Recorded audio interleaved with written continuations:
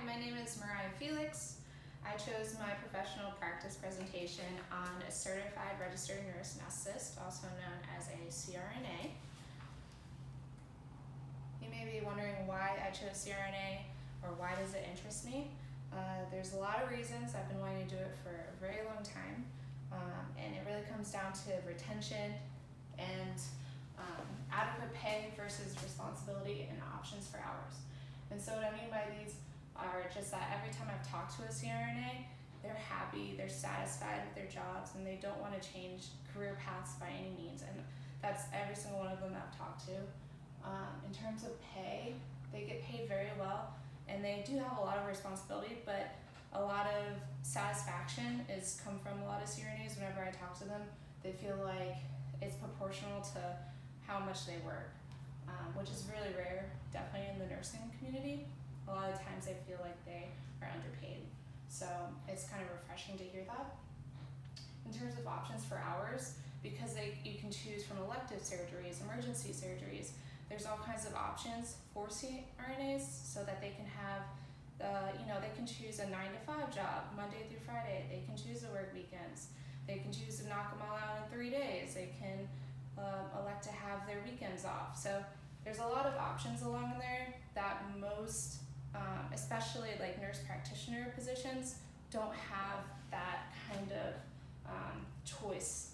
So anyways, here's a quote I put on here, just kind of saying that in a lot of rural hospitals, approximately 2/3 of those rural hospitals enable the CRNAs to have full service without having a doctor present. They can go ahead and take care of all of those surgeries. In terms of experience in getting into a CRNA school, you need to have at least 1 year minimum of critical care experience.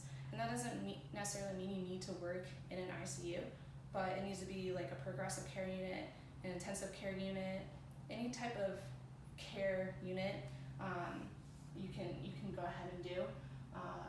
For educational purposes, they require that you have a bachelor's degree in nursing or a bachelor's degree in something very, very similar. So sometimes schools will choose to allow you to have a biology degree or a pre-med degree, something very similar that they'll go ahead and accept instead. But usually they go ahead and say that you need a bachelor's degree in nursing. In terms of education also, they are transitioning from a master's program, because currently you can do a master's to get your CRNA, or you can do a doctorate level. But in January of 2022, they're completely stopping accredited master programs, and you can only do the doctorate, which the doctorate is a 3-year program, and on average, it's almost about 10,000 clinical credit hours for experience. Along with that, they typically, for the doctorate program, now it depends on the school of choice, but a lot of the times they will choose to have, even though the minimum is 1 year of experience of critical care experience, they'll usually want 2 to 3 years. For licensure purposes, you need to be a registered nurse in Florida. Now that's the standard for Florida care. You have to, the Florida Nurse Practice Act, you basically take your NCLEX exam, your boards, and once you pass that, then you're licensed in the state of Florida. Now you need that, and then after that, after you do your 3 years of CRNA school, after that you go ahead and take your national certification exam, your NCE, and that gives you the credentials to then become a CRNA in practice. And then after that, they have the continued professional certification, and that's like evidence-based practice, and it encourages patient safety amongst hospital care. So usually with the CPC, that's after you are already a CRNA, and that's just to continue to keep up your education and stay on point with all of your care. And usually they do it in 4-year cycles. So you do so many credit hours of education for that 4 years, and then afterwards you start it over. So job responsibilities, these are just to name a few. A physical assessment, you're going to do that before anyone goes into surgery. Teach them about how the anesthesia will take an effect for them, what kind of medications they'll use, how it will make them feel after they wake up. Then you think of the plan of care, just like a normal registered nurse, you would want to have the development ready to go and actually apply it in the real life scenario. A big key is managing airway because medications can cause that respiratory distress. So it's important to keep track of lungs and how they're breathing. And of course, post-anesthesia follow-up, just making sure everything went well, they're not having any side effects to the medications, and collaboration amongst other doctors and nurses and respiratory therapists and all kinds of medical care. There is a standard of care that is, there's about 14 of them that are options for the CRNA that they like to go by to make sure that you have the utmost care. And the people that have put those safety measures out there is going to be called the American Association of Nurse Anesthetists, also known as AANA. And here's the website where you can find a lot more about what the proper protocol is for CRNAs nowadays. Here's just more on the standards of care. There's the rest of them for 14. And now I want to discuss some nursing shortages along with CRNAs. Just like a normal registered nurse, there's shortages all over, especially as communities become older and the populations become older. There's a lot more need for hospital care.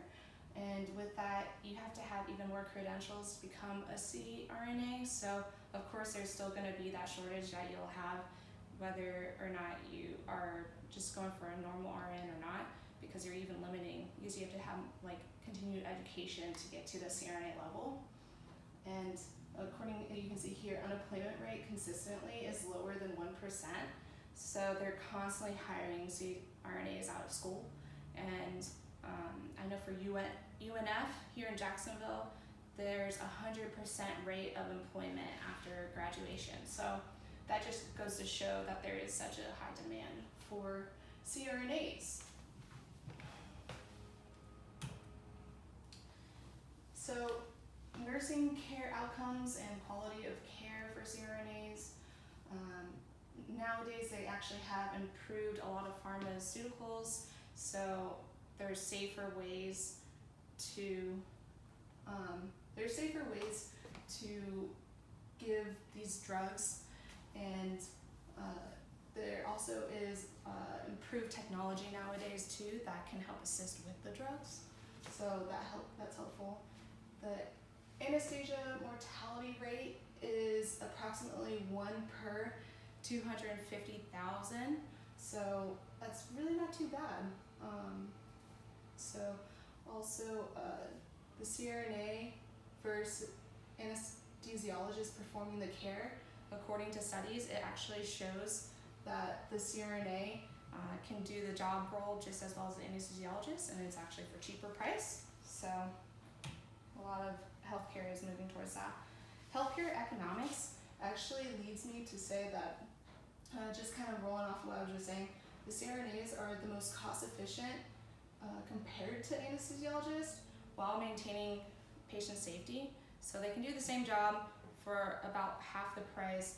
Usually anesthesiologists, their average is somewhere around 400,000, and a CRNA is around 160,000 salary. So that allows hospitals to utilize them and spend more money on procedures and things that the hospital actually needs, if they're going to do the exact same job and not have any reprimanding in terms of mortalities, things like that.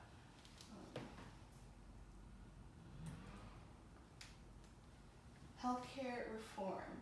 So kind of, again, rolling on that, there are 3 different models of ways that you can supply anesthesia in the hospital setting. You have an all MD model, which basically means that hospital is going to supply all their surgeries and all their procedures with anesthesia using actual anesthesiologists.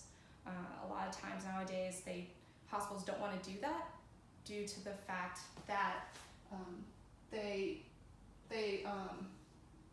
don't want to do that because they are more expensive.